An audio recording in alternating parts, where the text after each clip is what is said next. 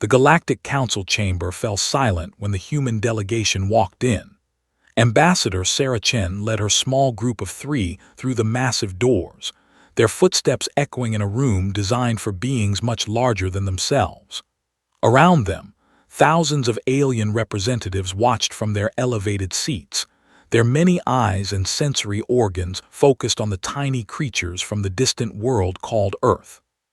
High Counselor Vexthan, a towering figure with 6 limbs and crystalline skin, leaned forward from his central platform. His voice boomed through the translation systems that lined the walls. "You are the humans," he said. "It was not a question." Sarah nodded. "We are. Thank you for allowing us to speak before the council." A ripple of movement passed through the assembly. The Zelthari delegation, beings of pure energy contained in magnetic shells, flickered with agitation. The Dormani, massive slug-like creatures from a water world, made wet sounds of displeasure. The Fenwick, small rodent-like beings with enormous ears, huddled together in obvious fear. "Before we proceed," Vexthan said, "the Council must address certain concerns that have been raised about your species." Sarah kept her expression calm. She had expected this. "Of course, High Counselor." A new voice spoke from the assembly. It belonged to Scholar Mordek, a Velanthi historian whose serpentine body was covered in metallic scales. "Our databases contain information about your homeworld. The data is disturbing." "How so?" Sarah asked. Mordek activated a holographic display that appeared in the center of the chamber. It showed Earth, the blue marble spinning slowly in the darkness of space. "Your world," Mordek began, "has a gravity rating of 1 on the standard scale. This is 3 times higher than the galactic average. The atmospheric pressure at your surface would crush most known species. Your sun bombards your planet with radiation that would kill a Dormani in minutes. Your world's temperature fluctuates wildly, from frozen wastelands to burning deserts. Your planet is covered in a substance you call water, which is highly corrosive to many life forms." Sarah waited. She knew there was more. "But this is not the worst of it," Mordek continued. The hologram changed to show various life forms from Earth. "Your world is filled with predators, creatures with sharp teeth and claws that hunt and kill, venomous animals that inject poison into their prey, microscopic organisms that invade bodies and cause disease. Even your plants are dangerous, producing toxins and sharp thorns." The chamber erupted in sounds of horror and disgust. "Your species," Mordek said, his voice rising above the noise, "evolved on what can only be classified as a Category 7 Deathworld. Such worlds are considered uninhabitable, and yet your people did not merely survive there. You thrived. You built civilizations. You reached into space." Vexthan raised a limb for silence. "The Council wishes to know, how is this possible?" Sarah looked around the chamber, meeting the gazes of 100 different species. "May I tell you a story, High Counselor?" "You may." Sarah took a deep breath. 10 years ago, there was a terrible accident at one of our deep space mining stations. It was called Outpost 7, located in the asteroid belt of our solar system. An explosion destroyed most of the station's life support systems. 342 people were trapped inside. She paused, letting the translation systems catch up. The nearest rescue ship was 6 days away. The remaining life support could only sustain the survivors for 2 days. By all calculations, everyone in that station should have died. "But they did not," Vexthan said. "It was not a question." "No, they did not. A mining engineer named Marcus Webb took charge. He organized the survivors. They rationed the remaining air and water. They found ways to generate heat from equipment that was never designed for such a purpose. They sealed sections of the station with nothing but tape and fabric to slow the loss of atmosphere. When food ran out, they ate things that should not have been edible." Sarah's voice grew stronger. "For 6 days, 342 people fought against the cold and the dark and the vacuum of space. They lost 17 people to injuries and exposure. But when the rescue ships arrived, 325 survivors walked out of that station under their own power. The chamber was completely silent. On our world, Sarah continued, we have a saying, where there is life, there is hope. Humans do not give up. We cannot give up. Our world did not allow for species that surrendered to hardship. Every creature that survived on Earth did so by fighting, by adapting, by refusing to die. This is in our blood. This is who we are. A Fenwick delegate raised a trembling paw. How do you sleep at night, knowing such dangers surround you? Sarah smiled gently. We adapted. We learned to rest even when predators might be near.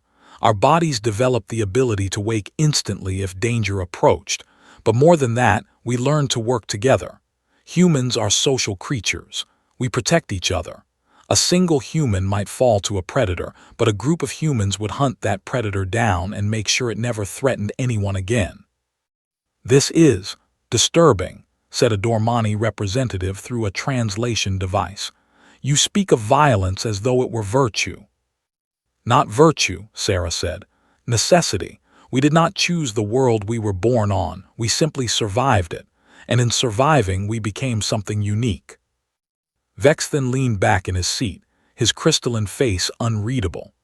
The Council has received reports from the Kepler station incident 3 months ago. A human maintenance worker named James Okonkwo saved an entire orbital habitat when a meteor strike breached the hull. Sarah nodded. I know the story. He exposed himself to vacuum for nearly 2 minutes while sealing the breach. By all medical understanding, he should have died. Instead, he survived with only minor injuries. James is a remarkable man, Sarah said. But what he did was not remarkable by human standards. Any of us would have done the same. A murmur ran through the assembly. The Zelthari representative's energy form pulsed rapidly. You speak of surviving vacuum exposure as though it were ordinary. Do you understand that such an act would instantly kill any member of my species? I understand, Sarah said. But you must understand something about humans. Our bodies are built for endurance. We evolved as persistence hunters on our world. When we chased prey, we did not run faster than them. We simply kept running long after they had collapsed from exhaustion. Our bodies can take tremendous punishment and recover. We can lose limbs and survive. We can lose massive amounts of blood and survive. We can withstand temperatures that would kill most other species. She spread her hands. We are not special because we wanted to be. We are special because we had no other choice. The chamber fell silent again. Sarah could see the alien delegates looking at each other, communicating in ways she could not understand. She knew they were afraid. They had every right to be. Humans were something new in the galaxy, something dangerous, something that did not fit their understanding of how life should work. But fear was not what she wanted from them. The reason we came to this council, she said, is not to frighten you. It is to offer you something. For millions of years, our world shaped us into survivors. Now we wish to use that gift for the benefit of all species. Vex then tilted his massive head. What do you propose? Let me tell you about the Rescue Corps, Sarah said, and about what humans can do when they are given a cause worth fighting for. The Galactic Rescue Corps had been Sarah's idea, born from a simple observation. Humans were uniquely suited to survive in conditions that would kill any other species. Why not use that ability to help others? The program had started small, just 50 volunteers who underwent training at a facility on Mars. They learned alien biology, alien technology, and alien languages. They studied the hundreds of different environments that existed across the known galaxy, and they prepared themselves for the most dangerous situations imaginable. Commander David Ockhaffer stood at the front of the training room, watching his latest batch of recruits run through their exercises. These were not ordinary people. They were the best humanity had to offer. Athletes, soldiers, scientists, engineers. People who had already proven themselves capable of extraordinary things. Listen up, David called out, his deep voice cutting through the noise of the gymnasium. In 3 weeks, you will be deployed to stations across the galaxy. You will be the only humans on those stations. You will be surrounded by species that fear you, that do not understand you, that may even hate you. Your job is to prove them wrong. A young woman with short red hair raised her hand. Her name was Elena Vasquez, and she had been a mountain rescue specialist before joining the Corps. "Sir, what kind of situation should we expect?" David smiled grimly. "Everything. Atmospheric breaches, radiation leaks, structural collapses, medical emergencies. Anything that is too dangerous for the local species to handle. That is why they will call you." He began to pace along the row of recruits. The Fenwick cannot survive in temperatures below 20 degrees Celsius. The Dormani cannot function outside of water for more than 10 minutes. The Zelthari cannot exist in strong magnetic fields. The Velanthi cannot withstand sudden changes in pressure. Every species has weaknesses. Humans have fewer weaknesses than most. That makes you valuable. Another recruit spoke up, a large man named Thomas Mbeki who had been a firefighter in Johannesburg. "What about species that do not want our help?" "There will be many of those," David admitted. "Some aliens see our abilities as threatening. They worry that if humans can survive anything, we might use that power to conquer them. Your job is to show them that humans can be trusted. Every life you save, every disaster you prevent, is a step toward proving that humanity belongs in the galactic community."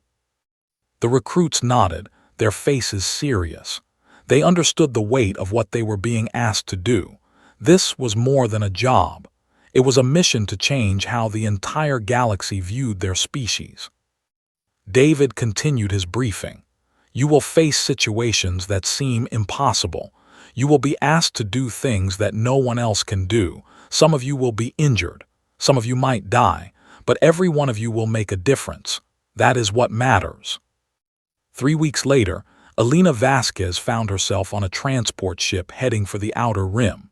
Her destination was a mining station operated by the Fenwick, those small, fearful creatures with enormous ears. The station orbited a gas giant in a system far from any human settlement. She would be the only human within several light years. The journey took 2 weeks. Elena spent the time studying everything she could about Fenwick culture, biology, and psychology. She learned that they were a nervous species, always alert for danger. Their ancestors had been prey animals on their homeworld, hunted by larger creatures until they developed intelligence and technology. Even now, millions of years later, the fear remained. The Fenwick administrator who greeted her at the docking bay was named Squeak. He was barely a meter tall, covered in soft brown fur, with eyes that seemed too large for his face. He looked at Elena the way a mouse might look at a cat. "You are the human rescue specialist," Squeak said, his voice high and nervous. "I am. You can call me Elena." "Elena," Squeak tested the name carefully. "The council has assigned you to our station. We did not request a human." "I know, but here I am. I promise you I am here to help." Squeak's enormous ears flattened against his head, a sign of distress. "We have heard stories about your kind, stories about your strength, your endurance, stories about what humans do to those who threaten them." Elena crouched down so that she was at eye level with the little alien. "Would you like to hear a story about what humans do for those they are sworn to protect?" Squeak hesitated, then nodded slowly. "I used to work in the mountains on my homeworld," Elena said. "Very tall mountains, covered in ice and snow. People would climb these mountains for sport, and sometimes they would get lost or hurt. My job was to find them and bring them home." "That sounds dangerous," Squeak said. "It was very dangerous, but I did it anyway because those people needed help and I could provide it. That is what humans do. We see someone in trouble and we help them. It does not matter if they are human or Fenwick or any other species. If someone needs saving, we save them." Squeak's ears slowly rose back to their normal position. "You speak with honesty. I can hear it in your voice. Fenwick can detect lies through sound, can they not?" Yes, your heartbeat, your breathing, the tiny tremors in your voice. They all tell us the truth of your words. Alina smiled. Then you know I mean what I say. I am here to protect this station and everyone on it. I will die before I let harm come to any of you. For the first time, Squeak's expression changed. Something like hope flickered in those enormous eyes. Perhaps, he said slowly, having a human here will not be so bad after all. Alina spent 3 months on the Fenwick station without incident. She learned the layout of every corridor, every maintenance shaft, every emergency system. She helped with repairs that the Fenwick found too dangerous or too strenuous. She ate their strange food and drank their sour beverages. Slowly, the little aliens began to accept her. She learned their names and their stories. There was Chirp, the chief engineer who had a talent for fixing broken machines. There was Whisper, the medical officer, who treated Alina's minor injuries with gentle hands and worried eyes. There was Squeal, a young maintenance worker who followed Alina everywhere, asking endless questions about Earth and humans. Is it true that humans hunt for sport? Squeal asked one day as Alina was inspecting a ventilation duct. Some do, Alina admitted, though most of us prefer less violent hobbies these days. But you hunted your prey to extinction. Many species on your world are gone forever because humans killed them all. Alina sighed. It was a fair criticism. Yes, that is true. Humans have not always been wise in how we use our strength. We have made many mistakes, but we are trying to be better now. That is why I am here. Squeal's ears twitched thoughtfully. You are strange creatures, terrifying and kind at the same time. I suppose we are, Alina said with a smile. We contain multitudes, as one of our poets once said. Then the disaster came. It started with a tremor that ran through the station's hull. Alina was in her quarters when she felt it, a subtle vibration that most species would not have noticed. But humans were sensitive to such things. Their ancestors had learned to feel the approach of predators through the ground. She was already moving toward the central command center when the alarms began to sound. Squeak met her in the corridor, his fur standing on end with terror. The gravitational anchors. Something is wrong with the gravitational anchors. Alina understood immediately. The station orbited dangerously close to the gas giant, held in place by powerful gravitational manipulation technology. If those anchors failed, the station would be pulled into the planet's atmosphere and crushed. How long do we have? She asked, already running toward the engineering section. The engineers estimate 30 minutes before we enter the atmosphere, but the radiation levels in the anchor control room are too high. Anyone who goes in there will die. Show me. They reached the engineering section to find chaos. Fenwick workers were scrambling in every direction, their high-pitched voices creating a wall of sound. Alina pushed through them until she reached the door to the anchor control room. A radiation warning sign flashed red above it. How bad? She asked the chief engineer, a Fenwick named Chirp. Chirp showed her the readings on his handheld device. 1,500 rads per minute. A Fenwick would die in seconds. Even with our best shielding, no one can survive in there long enough to make the repairs. Alina studied the readings. 1,500 rads per minute was lethal for most species, but humans could withstand much higher radiation exposure than any alien. Their cells were simply more resistant to damage. She had a chance. It was not a good chance, but it was a chance. What needs to be done? She asked. The primary coupling has come loose. It needs to be reconnected manually. The repair itself would only take a few minutes, but the radiation. I'll do it. Chirp stared at her with wide eyes. You would die. Maybe, maybe not. Humans are hard to kill. Alina began removing her outer uniform. Get me the tools I need and the clearest instructions you can give. I'm going in. The Fenwick workers watched in stunned silence as Alina prepared herself. She tied her hair back, emptied her pockets, and took several deep breaths to oxygenate her blood, a technique she had learned in mountain rescue. The more oxygen in her system, the longer she could function under extreme stress. Squeak approached her, his small body trembling. "Alina, you do not have to do this. We can evacuate, try to reach the escape pods."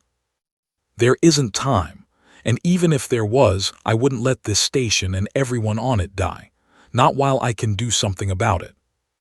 She took the tool kit from Chirp and studied the holographic instructions for the repair. It was simple work, the kind of thing she could do in her sleep. The only question was whether her body could withstand the radiation long enough to complete it. "If I don't come back," she said, looking at the Fenwick around her, "tell the rescue corps what happened. Tell them I did my job." Then she opened the door and stepped into the killing radiation. The heat hit her first. The radiation was so intense it was generating thermal energy, turning the small room into an oven. Alina felt her skin begin to burn immediately. Her eyes watered, her lungs screamed for air that did not scorch them. Every instinct told her to run, to escape, to survive. She ignored those instincts. She had a job to do. The primary coupling was exactly where Chirp had said it would be. Alina could see the problem immediately. A connector had shaken loose from its socket, breaking the circuit that powered the gravitational anchors. Simple. Easy. She just had to plug it back in. Her hands were shaking. Her vision was blurring. She could feel the radiation tearing through her cells, damaging her DNA, poisoning her from the inside out. A normal human would have collapsed by now. But Alina Vasquez was not a normal human.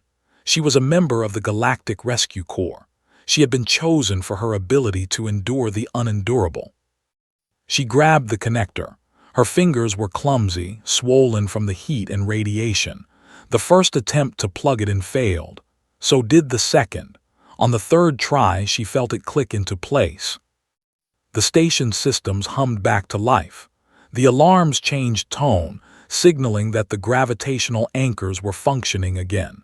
They were saved. Alina tried to walk back to the door. Her legs gave out after 2 steps. She crawled the rest of the way, pushing through on pure willpower. When she finally collapsed through the doorway, the Fenwick swarmed around her, their small hands dragging her away from the radiation zone. "Medical team," Squeak was shouting. "Get the medical team now." Alina's vision was fading. She could feel her body shutting down, overwhelmed by the damage it had sustained. But she was smiling. She had done it. She had saved them all. The last thing she heard before losing consciousness was Chirp's voice, filled with wonder and disbelief. She did it. The human actually did it. Alina Vasquez spent 6 weeks in a medical coma while human doctors worked to repair the damage to her body. The radiation had nearly killed her. Her cells were riddled with mutations. Her organs were failing. Her immune system had collapsed. Any other species would have died within hours of exposure. But humans were not any other species. Their bodies had evolved on a world bathed in radiation from an unstable star. Their cells had developed remarkable repair mechanisms, able to fix damaged DNA and recover from injuries that would be fatal to other life forms. With intensive medical care and cutting-edge treatments, Alina's body slowly healed itself. When she finally woke up in the hospital on Mars, she found Squeak sitting beside her bed.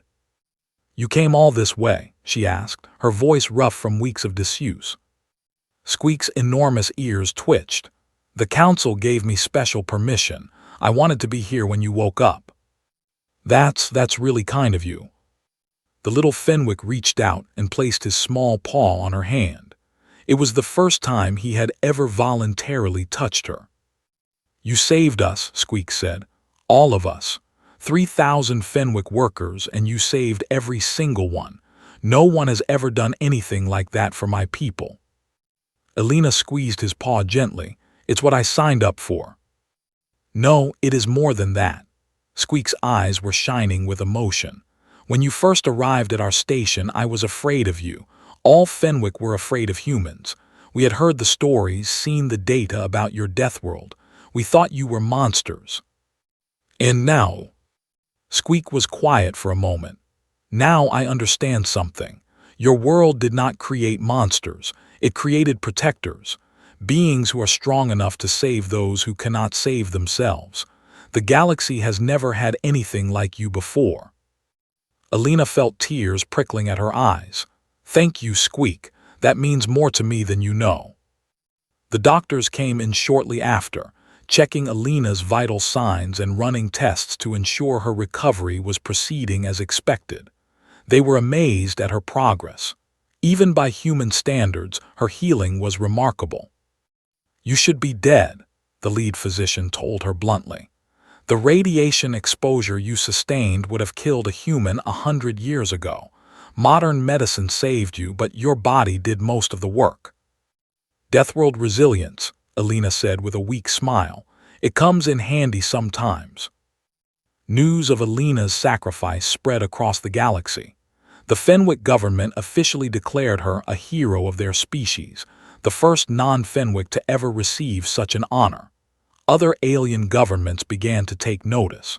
The fearsome, dangerous humans had proven themselves capable of extraordinary selflessness.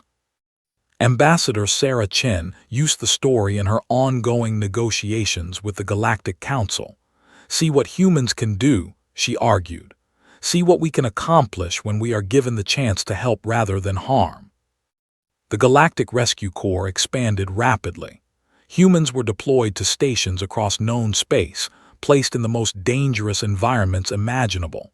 They rescued Dormani from underwater disasters, pulled Zelthari from magnetic storms, saved Velanthe from pressure decompression incidents. Every mission reinforced the same message. Humans were not the monsters the galaxy had feared. They were something else entirely. Commander David Okafor watched his organization grow with pride and satisfaction. The tiny force of 50 volunteers had become an army of 10,000. Rescue stations were being built in every sector of galactic space. For the first time in history, species across the galaxy were beginning to trust humanity. But there were still those who feared what humans might become. High Counselor Vexthan summoned Sarah Chen to a private meeting 3 years after her first address to the council. The crystalline being received her in his personal chambers, a vast room filled with light that refracted endlessly through his translucent body. Your species has accomplished much, Vexthan said. The Rescue Corps has saved more lives than any organization in galactic history, yet there are those on the council who believe this is merely a ploy. A ploy, Sarah asked carefully. A strategy to gain trust before striking. Some believe that humans are using the Rescue Corps to position themselves for conquest, that once you have established yourselves across the galaxy, you will reveal your true nature. Sarah shook her head. High Counselor, I understand why some might think that. Humans have a violent history, even among ourselves, but the Rescue Corps is not a military operation. It is exactly what it appears to be, an effort to use our unique abilities for the benefit of all species. I believe you, Vexthan said. I have studied your kind extensively since our first meeting. I have come to understand something that others have not. What is that? Vexthan's crystalline body pulsed with inner light. Your world did not merely give you the ability to survive. It gave you something else, a drive, a need. Humans cannot stand by while others suffer, even when helping them puts you at risk. It is in your nature. Your Deathworld created beings who are compelled to save others because saving others is how you survived. Sarah nodded slowly. On Earth, we call it altruism, the instinct to help others even at cost to ourselves. Scientists believe it evolved because humans who helped each other were more likely to survive than those who did not. Cooperation was our greatest weapon against a hostile world. And now you bring that cooperation to the galaxy. Vexthan made a sound that might have been laughter. The Council fears what humans can do. I tell them they should instead be grateful. For the first time, the galaxy has protectors, true protectors, beings who will risk everything to save others, not because they are ordered to, but because they cannot do otherwise. Sarah smiled. Does this mean we have your support? You have more than my support. You have my partnership.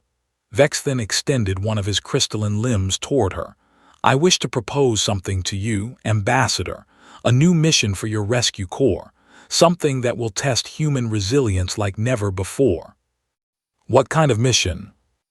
There is a region of space that has been abandoned for centuries. We call it the Desolation. It is filled with dead worlds, collapsed stars, and phenomena that no species has been able to survive. Somewhere within that region is a planet, a world that was once home to an ancient civilization. They left behind technology that could benefit all species in the galaxy, but no expedition has ever survived long enough to reach it. Sarah felt her heart quicken. You want humans to go there. I want humans to do what they do best. Survive the unsurvivable, accomplish the impossible, show the galaxy once and for all what beings from a Deathworld can achieve. Sarah considered the offer carefully. It was dangerous, possibly suicidal, but it was also an opportunity unlike any other. If humans could succeed where every other species had failed, it would cement their place in the galactic community forever. I'll need to speak with Commander HFY, she said, and we'll need volunteers who understand what they're getting into. Of course, take whatever time you need. Vexthen's body shimmered with what might have been approval.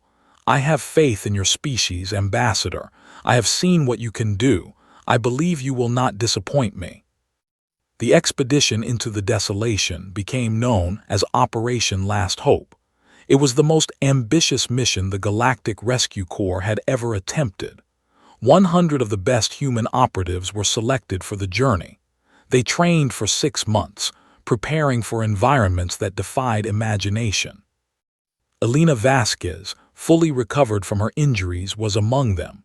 When Commander HFY asked if she was sure she wanted to go, she simply smiled. Someone might need saving out there, she said. I can't miss that. The fleet of specially designed ships departed for the Desolation on a cold morning in January. Millions watched the broadcast across hundreds of worlds. For the first time, the entire galaxy was united in hoping for humanity's success. The journey into the Desolation was brutal. The region was filled with gravitational anomalies that threatened to tear the ships apart. Radiation storms swept through space with enough intensity to kill most species instantly. Dead stars collapsed into black holes without warning, requiring constant course corrections to avoid destruction. The humans endured it all. They navigated through nebulae filled with toxic gases. They survived encounters with phenomena that had no scientific explanation. They pushed their bodies and their ships beyond every known limit. And slowly, steadily, they made progress toward their destination. Communications with the outside galaxy became impossible after the first week. The crew was truly alone, cut off from all support, relying only on each other and their own resilience. Morale wavered at times but never broke. Elena became one of the key leaders during the journey. Her experience and calm demeanor helped keep the crew focused. When fear crept in, she reminded them of why they had volunteered. When exhaustion threatened to overwhelm them, she pushed them to keep going. We are not here for ourselves, she told them during a particularly difficult stretch. We are here for everyone who cannot make this journey, every species that needs the knowledge hidden on that planet, every life that might be saved by what we find. That is why we push forward. The planet was called Remnant by the ancient records. It orbited a dying star at the heart of the Desolation, surrounded by debris fields and gravitational distortions. No alien probe had ever gotten close enough to land. The humans were determined to be the first. Elena was part of the landing team that descended through Remnant's atmosphere. The conditions were nightmarish. Hurricane-force winds, acid rain, temperatures that fluctuated wildly from scorching to freezing. The planet seemed designed to kill anything that tried to survive on its surface. "It's like home," Alina said over the communication system, and her teammates laughed despite the terror of their situation. They landed near a structure that scans had identified as the repository of the ancient technology. It was a massive building, half buried in ash and rubble, its architecture unlike anything the galaxy had ever seen. The civilization that built it had been ancient when the oldest current species were still evolving. Their knowledge, their achievements, their very existence had been lost to time. Until now. The team fought their way to the structure's entrance.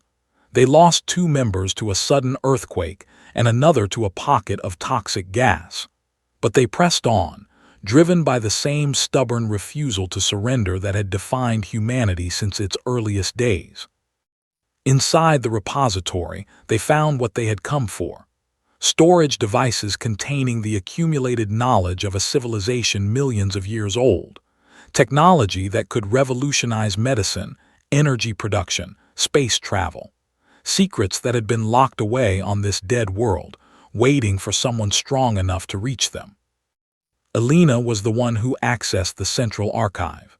As data flowed into her portable computer, she felt a strange sense of connection to the beings who had created this place. They too had come from a harsh world. They too had survived against impossible odds. They too had reached for the stars. A holographic message activated as she downloaded the final files. A figure appeared before her, tall and thin, with features that seemed almost human despite their alien nature. The being spoke in a language that the translator struggled to interpret.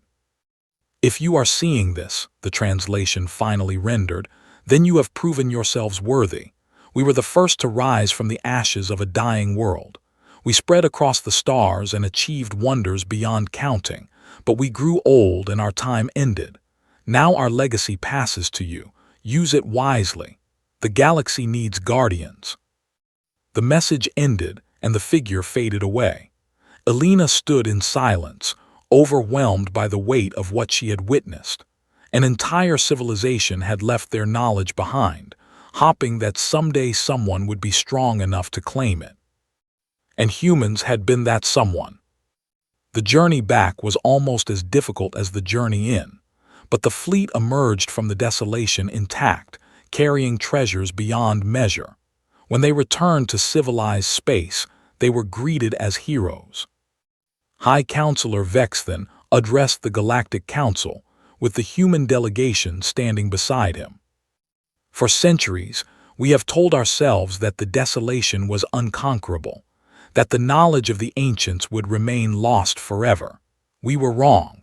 The humans have proven that nothing is beyond reach for those with the courage and the strength to pursue it." He turned to look at Sarah Chen, at Commander Okafor, at Alina Vasquez and her teammates. "Today, I propose that the Galactic Council formally recognize humanity as full members of our community, not as newcomers to be watched and feared, but as partners to be respected and celebrated. They have earned this honor through their actions, their sacrifices, and their unwavering commitment to helping others." The vote was unanimous. Sarah Chen stepped forward to accept the recognition on behalf of her species. She looked out at the thousands of alien faces watching her, faces that no longer showed fear or suspicion. In their place, she saw something new, something wonderful. "Hope. We came from a world that tried to kill us every day of our existence," Sarah said, her voice clear and strong. "We survived because we had to. We grew strong because there was no other choice, but strength without purpose is meaningless. Now we have found our purpose. We are no longer just survivors of a death world. We are guardians of the galaxy, protectors of all who need protection, and we will never stop fighting for those who cannot fight for themselves." The chamber erupted in applause. Alina watched from her place in the delegation, tears streaming down her face. She thought of all the lives she had saved, all the danger she had faced, all the times she had pushed her body beyond its limits. It had been worth it. Every moment of pain, every brush with death, every sacrifice, all of it had led to this moment. Humanity had come home. Not to Earth, with its hostile environment and constant dangers, but to the galaxy, where their unique abilities could finally serve a greater purpose, where beings forged in the crucible of a death world could become something more than survivors. They could become legends. And that was exactly what they did. In the years that followed, the Galactic Rescue Corps became an institution known throughout the galaxy. Humans served on every world, in every environment, ready to help whenever disaster struck.